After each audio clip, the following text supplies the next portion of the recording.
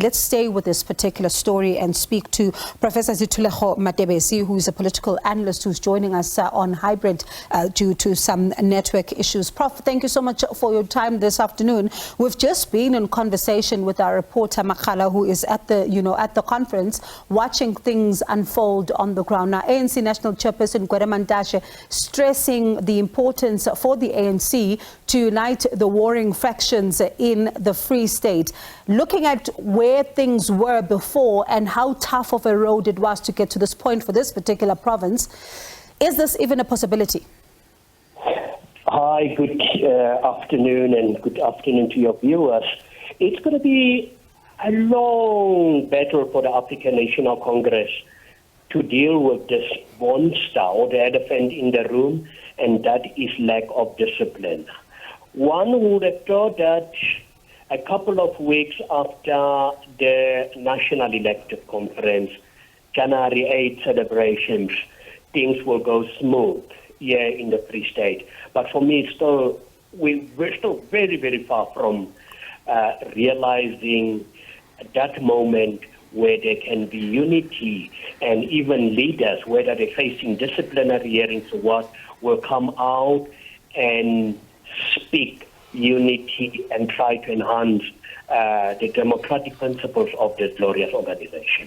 I wonder also at the same time, how easy will it be for this province as well to, deal with this issue that is seemingly on the sidelines, but at the same time it's an elephant in the room in some of the discussions of the former Free State ANC chair, Ace Magashule, who even spoke out yesterday to say that those that are aligned with him must not even expect to win because there might be vote rigging here. So how much of a reality is he still for this particular province as it's in conference now? No, well, not even a reality. For me, it's just very unfortunate. I mean, it's unfortunate you've got a leader who has been leading this province for so many years. And I have said on numerous platforms, I would like to agree with that to say, but maybe the former Premier, the former Secretary General of the African National Congress knows how elective conferences are being rigged because you've got a senior party leader, whether he's now suspended, he's not even suspended, he's now out of the picture in terms of the top six of the African National Congress. But the fact of the matter is, he's still a senior member of the ANC, despite the legal challenges that he's facing. And it's the same member that a couple of years maybe would like to lead this organization again. And we know from past pronouncement, he was quite vocal about cadres who were voicing such sentiments. You would expect somebody to come out and say, you know what, there are issues with registrations and all that, but go to the organization, go and deal with those issues internally. But because it suits him to stir up emotions, and that is for me yet one lesson that South Africans, it does not only relate to the African National Congress, that we need to watch out carefully what kind of leaders do we elect. Prof, based on what he said yesterday and also what those who still support him have had to say, and also the claims that we've seen in the lead up to this of parallel structures and claims that some who are in there are not supposed to be in there because they were not elected by the regions. Let's talk about this in the context of what we've seen in the past. Could we see a challenge again of the outcome of this conference or this conference in its entirety? Yeah, well, people have money, and where money and power goes together. So I will not be surprised that there will be a challenge. I even predicted this is what is going to happen because of this whole notion of glorifying. You've got, people who just sing the praises of certain leaders, and they will do everything to try and protect those leaders. And that's why this vicious cycle of disruptions and violence at elective conferences will continue.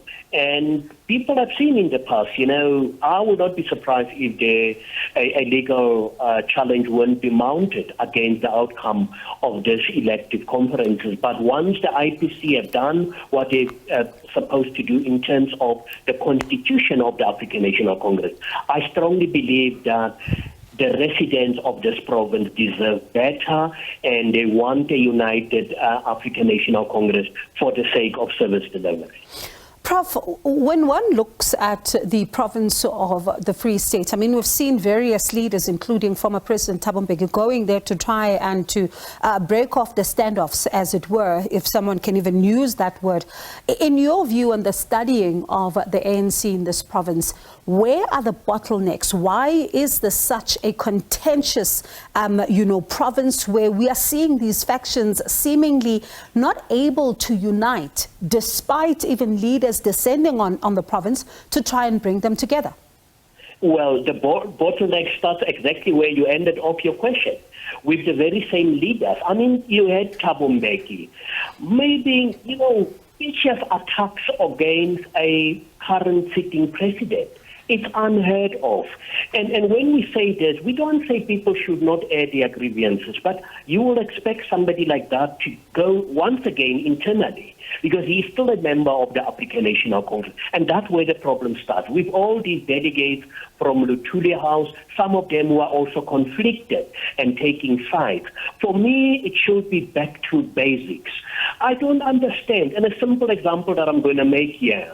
How can an organization more than 100 years old still battle with issues such as verification of membership? With all the technology that we have in the world, by now, every member of the African National Congress should have a list and know that in branch X, so many members are there and so many members voted. Those things should be public knowledge. But yet it suits those who want to cling to power, and then they compromise the technological advances that we've made, not only in the world, but also here in South Africa. You can't tell me issues such as this. And with all the conferences, it's always this whole thing of, adopting the credentials and all that, which should not be an issue. So that is the bottlenecks. But for the province here, it's going to take a mammoth tackle to try and untangle this attachment to certain individuals within the party. And you talk about that issue of registration. One thinks just a few weeks ago to its national conference where there was that particular issue as well. Let's look at the horse trading that is currently happening. I mean, 6 names being bandied about for chair, but it looks like they're saying that as they try to lobby one another there, it may just be brought down. But when you look at some of the reports, they seem to already be suggesting that Nkosi Dugwana is the only one that has been able to meet the threshold, and others may or may not be able to meet it when their names are nominated from the floor. How do you see this leadership race and the nomination process, in fact, unfolding inside?